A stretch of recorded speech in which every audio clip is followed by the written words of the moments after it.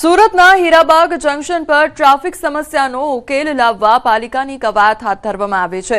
કતારગામ ઉત્કલનગર બ્રિજથી વલ્લભાચાર્ય આશ્રમ શાળા માર્ગ અને હીરાબાગ જંકશન પર પીક અવર્સ દરમિયાન થતા ભારે ટ્રાફિક થાય છે, જેને જોતા મેયર દક્ષેશ માવાણીએ ટ્રાફિક પોલીસ, સ્થાનિક પોલીસ અને સુરત મહાનગરપાલિકાના બ્રિજ સેલના અધિકારીઓ સાથે સ્થળ મુલાકાત કરી અશ્વિની કુમાર વલ્લભાચાર્ય રોડ તરફથી શ્રીનાથજી ફ્લાયઓવર પર કાપોદ્રા જંકશન પહેલા જોડાતો નવો એન્ટ્રી રેમ્પ બનાવવાની તાકીદની સૂચના આપવામાં આવી, જેનાથી ટ્રાફિક સમસ્યાનું મહદઅંશે નિરાકરણ આવશે।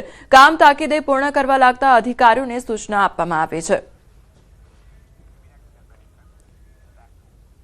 વડોદરા વકીલ મંડળની ચૂંટણીનું પરિણામ જાહેર તો પ્રમુખ તરીકે હસમુખ ભટ્ટનો 355 મતથી વિજય થયો છે। વર્તમાન પ્રમુખ નલિન પટેલની કારમી હાર થઈ છે, તો હસમુખ ભટ્ટને 1801 મત મળ્યા છે, તો નલિન પટેલને 1446 મત મળ્યા હતા। કોર્ટ સંકુલમાં આતશબાજી કરી અને ડીજેના તાલે ડાન્સ કરી વકીલોએ ઉજવણી કરી। મહામંત્રી તરીકે રીતેશ ઠક્કરનો વિજય થયો છે। ગુજરાતના 282 બાર એસોસિએશનની ચૂંટણી પરિણામ માટે મતગણતરી ગુજરાત હાઈકોર્ટમાં ચાલી રહી છે।